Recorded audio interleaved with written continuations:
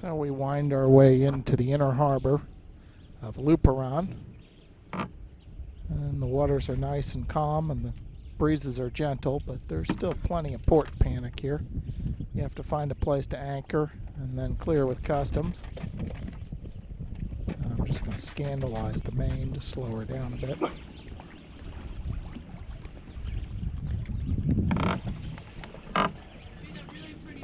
Oh, thanks.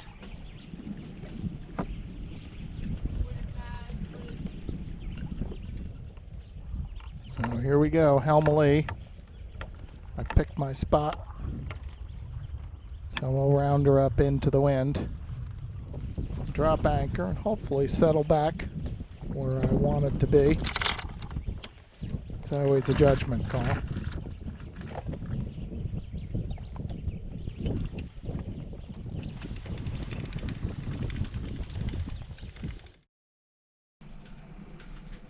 Luperon Navy Command, Luperon Navy Command. This is Sail Vessel Ruth Avery calling on channel 68, over.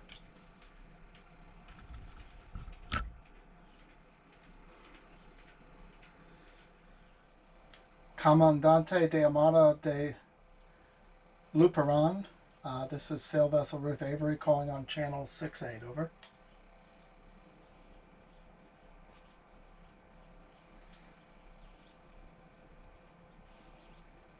Any vessel in Luperon, this is Sail Vessel Ruth Avery requesting a radio check on 68, over. Loud and clear, Willard. Roger, thank you. I just arrived and I'm trying to contact, I'm told I'm supposed to contact the Navy Command first, over. Let's go to 69, I'll give you instructions. Up 1 to 69. Hi, it's Clark on Temptress. Hi Clark, this is Kevin on Ruth Avery, over. Good day. Here seems to be the procedure. It's, pretty loose. Just take your dinghy, where the public dock is? Sure, yeah. You should get a place for your boat first. They're not going to be picky if you don't do this, right away. Some countries are. This one doesn't seem to be. So you probably, if you're going to be here a while, want a mooring, because the growth here is really bad. And you just don't... I'm presently anchored, over. Okay, and that's fine for the short term. If you're going to be here a long time, you just might want to talk to one of the local guys, but that's a different deal. Anyway, if you're anchored, you're all set there. Hop in your dinghy and just go deeper into the bay until you see the big government-looking dock. Go down the side of it, you'll see a horrible-looking floating dock. That's what we use. Tie up there. Get onto the dock, which is actually an earthworks at that point, and just walk up the road. That is the dock, and when you hit a barricade, that they have to lift to let cars through, to your right are all the government offices except the commandant. But go into one of those, and they'll tell you what to do, and they'll tell you how to get to the commandant. Roger. Okay, I will get my dinghy in the water and proceed on in there. Thanks for the info, over. Okay, cool. There's people that know more about the ins and outs than I, but didn't sound like anyone was answering. You might want to ask some more. I guess that's all the real advice. There's a guy named Cliff that is really good with all this. He's got his finger on the pulse, but he's not on a boat. So I really don't know how to get you in touch with him. He helped me a lot.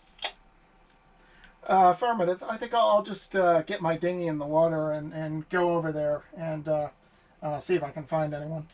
Yep, you'll be fine. All right. Well, thank you very much for all your help, and I'll be back standing by 68. Sure. Temptress 68.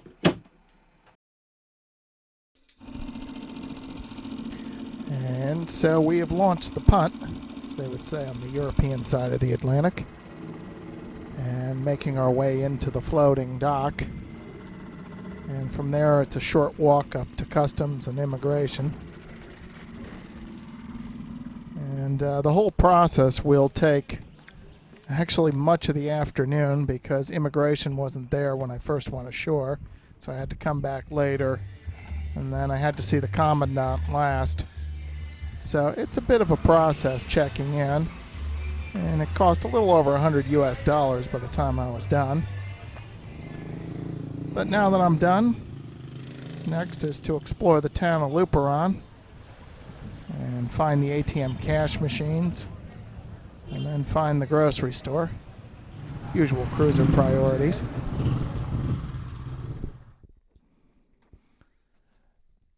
Now we can finally relax in this well-sheltered harbor. Although you have to be a little careful of the oddly placed shoals in Luperon Harbor. So far I've seen 2 yachts go aground on this one, which is right in the middle of the channel. If you're not paying attention, it's easy to hit. Well, I'm planning to rent a car to do a little sightseeing, and that's really going to involve staying overnight in Puerto Plata. So since I'm going to leave the boat for overnight, I want to move on to a mooring here. And so standard procedure, at least for an engineless boat, when you're next to the mooring, is run a warp to the mooring. And as you pull yourself up to the mooring, pick your anchor up. And so you get your upper body workout while you're at it. And just pull her up short and tie on an extra line, and she's good to go.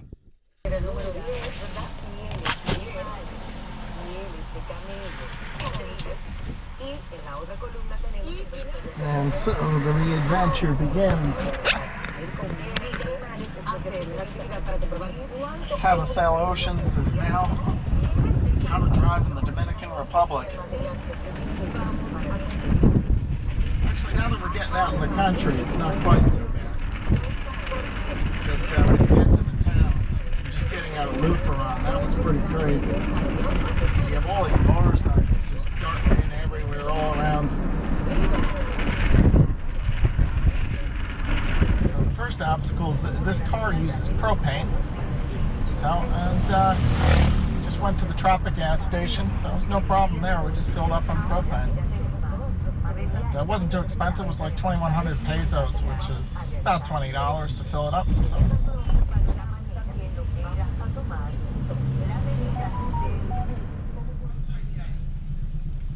Well, that was not covered when I applied for my American driver's license. Do not make ground beef while driving. Let's just check the chart here.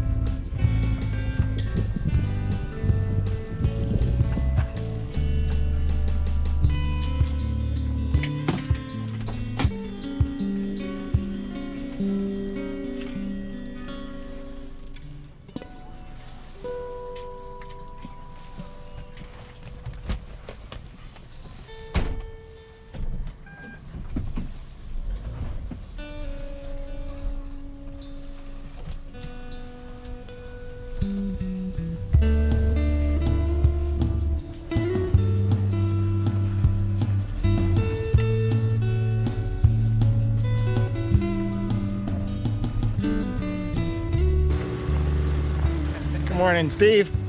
How you doing, man? Pretty good. Great to see you.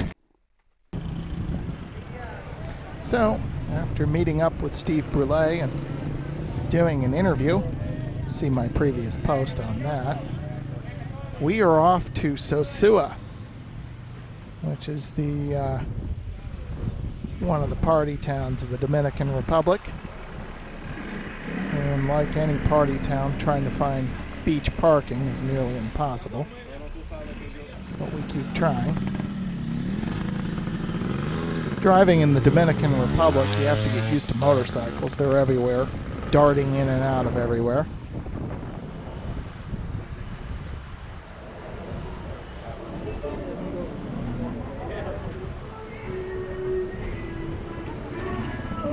watch out for those speed bumps too. Whoops. Got a car coming the other way and there's not enough room.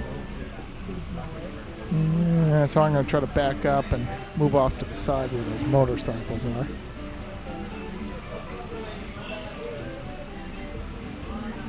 Yeah, you got some more space here. Okay, that's good. Stop, stop, stop.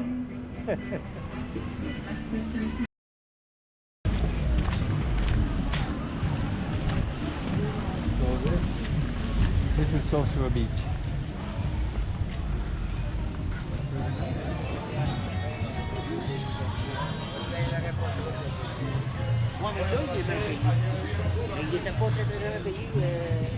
And Sosua Beach is a beautiful place to watch the sun and the sea, and there are plenty of small restaurants there who will serve you food and drink right on the beach.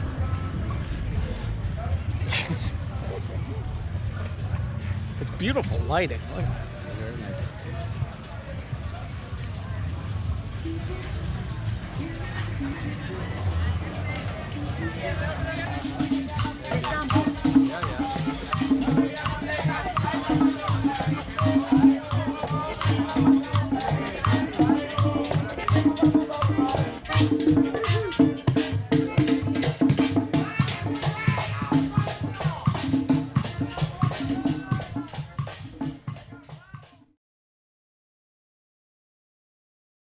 Well, I thought I was buying a bag of chicken thighs, but he ended up buying a whole chicken. And so now I'm trying to figure out how to carve this thing up. I don't have a very sharp knife either. God, chicken skin is tough.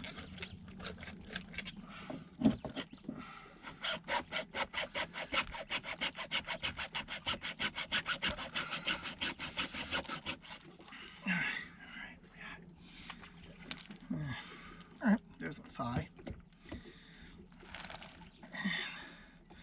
The rest of this we'll put in the fridge for later. Figure out how to deal with it later. Alright, I'm just gonna let that cook down a bit. That'll be a little while cooking there. I'll really get that in the pan. Alright, well, my oven is too small to fit in the rest of the chicken. So the plan is just boil it, and then basically we're just going to pick the meat off of it. See if this is cooked all the way. Looks it. It's just pick the meat off of it and basically make a giant bowl of chicken salad. Might need another bowl here. There's a lot of meat on this chicken. So I've given up on the fork and knife. We're just picking the meat off by hand here. The next step here is the giant jar o' mayonnaise. I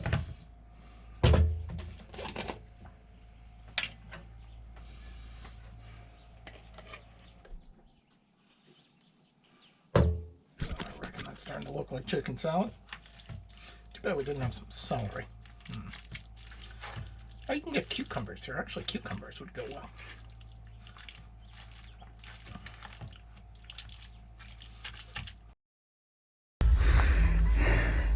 So I'm on my running trail here, which goes right by the channel.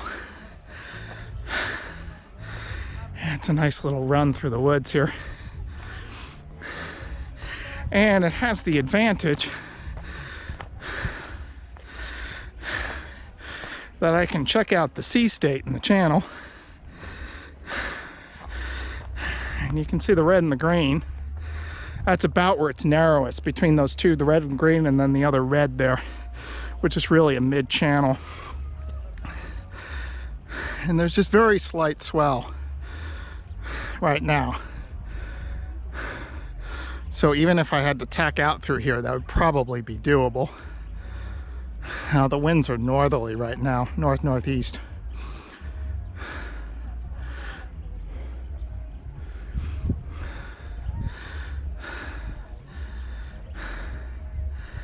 So the idea is I can check the what the swells are on windy, and then just see what it actually looks like in the channel.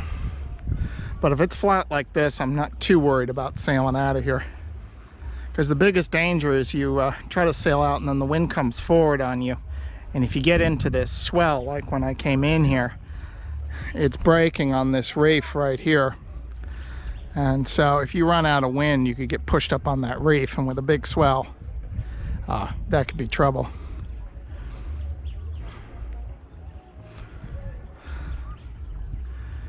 So it's Sunday afternoon.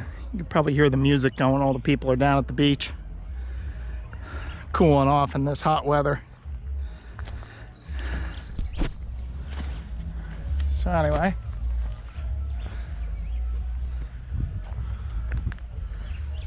before my muscles tighten up, I think I'm gonna continue on running here. So today's a little bit of a different story. We have these brisk northeast winds, and they brought the swell in. So, and you can clearly see where the reef is defined.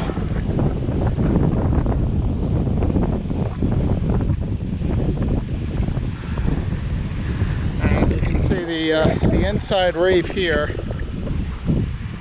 and you can see those waves breaking. So on a day like this, you'd hit quite a bit of swell right in there. That's basically what we had coming in. And you can see there is some swell all the way up by this inner bell, this inner red buoy. You can see it. Look at the surge, boom, going up on the shore. So that's a narrow channel, and you got quite a bit of surge there. So that could be a little tricky. And the winds are northeast now. Ideally, we'd like to wait until we have east to southeast.